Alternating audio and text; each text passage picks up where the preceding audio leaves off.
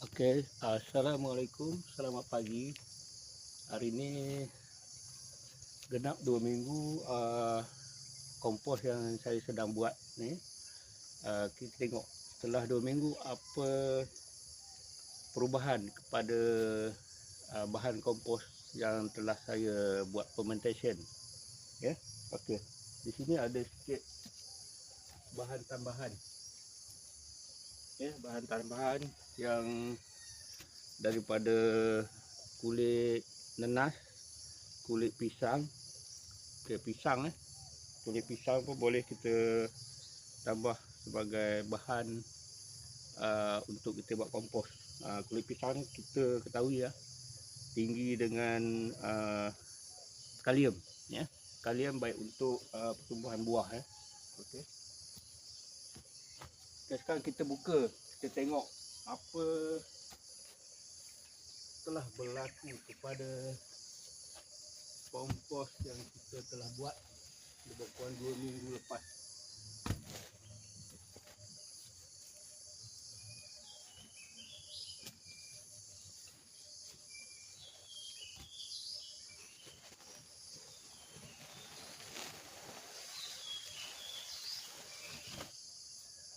Okey, setelah 2 minggu kita lihat berlaku fermentation dengan baik Ada rasa panas. Ada rasa panasnya dalam ni. Berlaku fermentation ataupun pemeraman. Nampak ada cendawan sudah mula tumbuh. Alhamdulillah, insya-Allah dia akan berlaku fermentation seterusnya.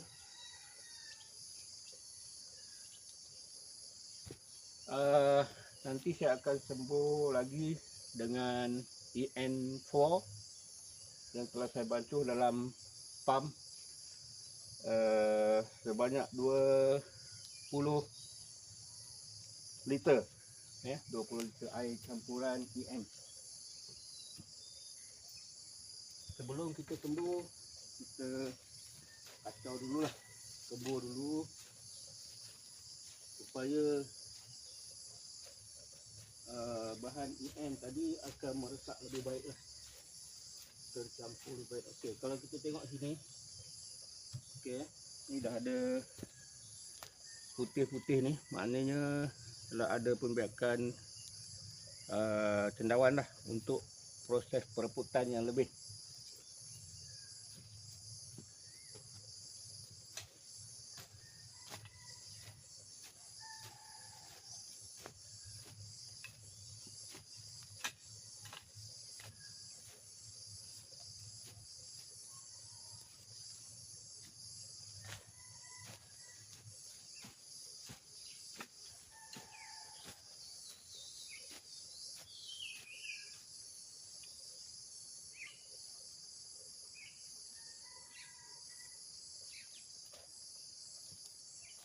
Kita letak bahan pisang dengan kulit nenas tadi. Kemudian kita sembur dengan bantuan EN sehingga basah.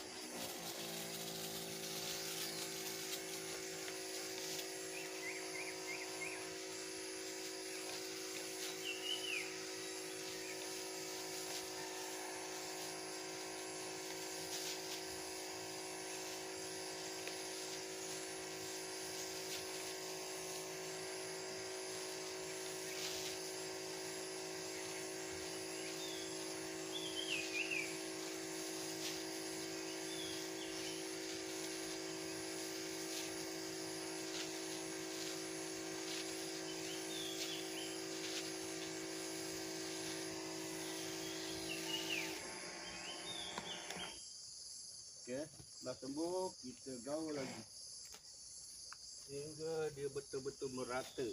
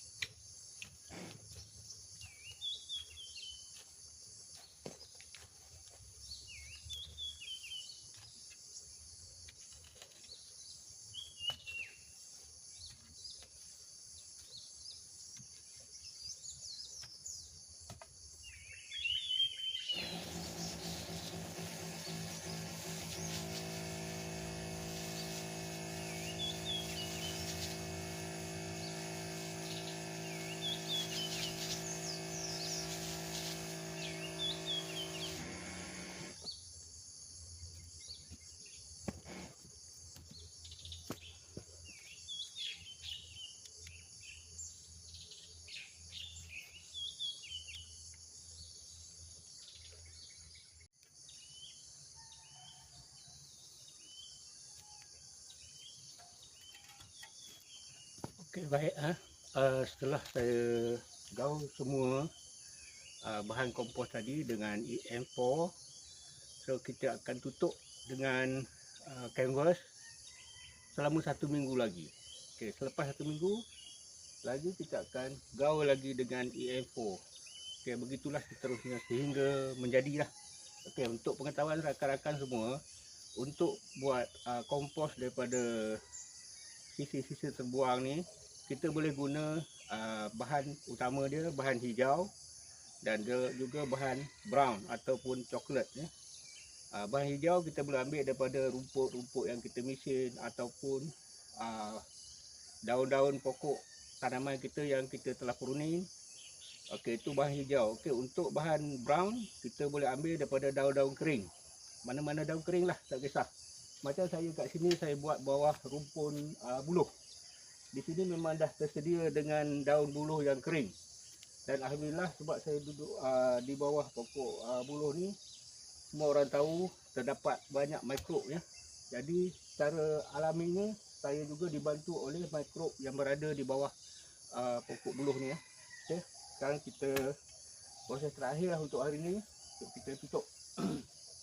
Sebelum tutup tu kita kemas dulu tepi ni supaya semuanya tertutup.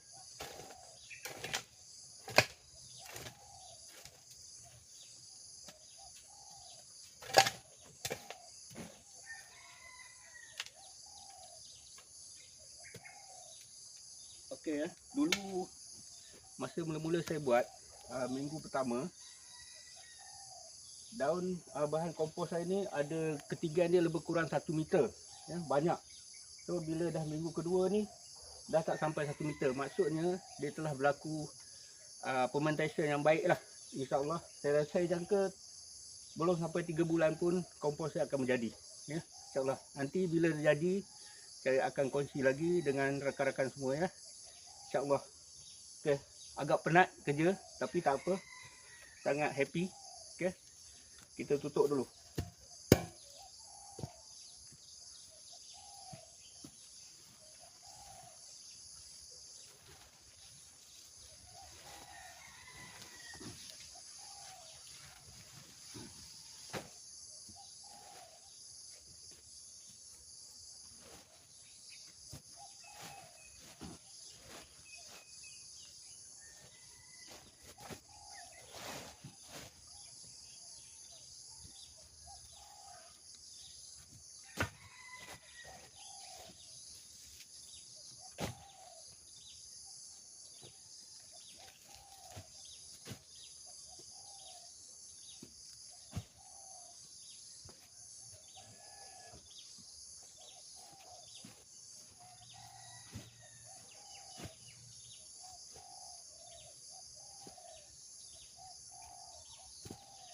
Okey, setelah siap saya tutup dengan canvas. Okey, kenapa kita perlu tutup dengan canvas? Okey, untuk berlaku fermentation bagi menjadikan kompos, bahan kompos tadi kita mesti tutup dengan kemas supaya fermentationnya berlaku lebih baiklah, dan EM yang kita sembur tadi tidak cepat kering. Okey ya. EM tu fungsi dia untuk mereputkan bahan kompos tadi ya. Okey. Saya rasa itu saja untuk perkongsian saya hari ini. Terima kasih.